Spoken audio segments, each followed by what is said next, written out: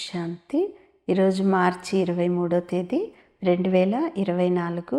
సాకార మురళి సారాంశము. మధురమైన పిల్లలు, ఏ విధంగా బాబా మరియు దాదా ఇరువురు నిరహంకారులుగా ఉన్నారో, నిష్కామ సేవ చేస్తారో, తమ కొరకు ఎటువంటి లోభమును ఉంచరో, అలాగే పిల్లలైన మీరు కూడా బాబా సమానంగా అవ్వండి అంటున్నారు బాబా. ప్రశ్న: పేదల పాలిటి పెన్నిది అయిన బాబా పేద పిల్లల యొక్క భాగ్యాన్ని ఏ ఆధారం పైన ఉన్నతంగా తయారు చేస్తారు? సమాధానం: పిల్లలు ఇంట్లో ఉంటూ అన్నింటినీ సంభాలిస్తూ సదా బుద్ధి ద్వారా ఈ సర్వస్వము కూడా బాబాదే అని భావించండి. ట్రస్టీలుగా ఉన్నట్లయితే భాగ్యం చాలా ఉన్నతంగా తయారవుతుంది అంటారు బాబా. ఇందులో చాలా సత్యత కావాలి. పూర్తి నిశ్చయం ఉన్నట్లయితే యజ్ఞం నుండి పాలన జరుగుతున్నట్లే అవుతుంది. ఇంట్లో ట్రస్టీలుగా ఉంటూ బాబా యొక్క భండారం నుంచి తింటున్నట్లే అవుతుంది. బాబాకు అంతా సత్యమునే తెలియజేయాల్సి కూడా ఉంటుంది అంటారు బాబా. మంచిది. మధురాతి మధురమైన అపురూపమైన పిల్లలకు తల్లి, తండ్రి, బాప్దాదాల యొక్క ప్రియ స్మృతులు మరియు గుడ్ మార్నింగ్.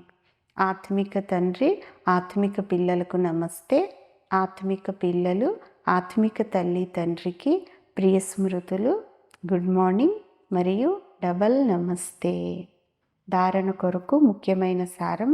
మొదటి పాయింట్: శాంతి, సుఖము, సంపదల సాగరుడైనటువంటి బాబా మనకు లభించారు అనేటటువంటి నషాలో సదా ఉండాలి. మనకు ఒక్కరి నుండే సర్వస్వము లభిస్తూ ఉంది. ఇటువంటి తండ్రి సన్ముఖంలో మనం కూర్చొని ఉన్నాము. వారు మనల్ని చదివిస్తూ ఉన్నారు. రెండవ పాయింట్: మీ అహంకారాన్ని వదిలి బాబా సమానంగా నిష్కామ సేవను చేయాలి. నిరహంకారులుగా ఉండాలి. సందేశకులుగా అయ్యి అందరికీ కూడా సందేశం అనేది ఇవ్వాలి అంటారు బాబా. ఈరోజు వరదానం: సర్వ పదార్థాల ఆసక్తుల నుండి అతీతంగా అయ్యేవారు అనాసక్త ప్రకృతి జీత్ భవ. వరదానం యొక్క వివరణ: ఒకవేళ ఏదైనా పదార్థం కర్మేంద్రియాన్ని విచలితం చేసినా, అనగా ఆసక్తి భావమును ఉత్పన్నం చేసినా కూడా అతీతంగా అవ్వలేరు. కోరికలే ఆసక్తుల యొక్క రూపం. కోరిక లేదు కానీ మంచిగా అనిపిస్తుంది అని కొందరు అంటారు.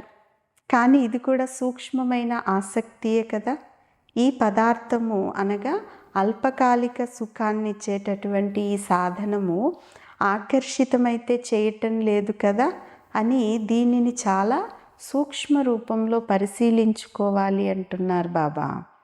ఈ పదార్థాలు ప్రకృతి సాధనములు.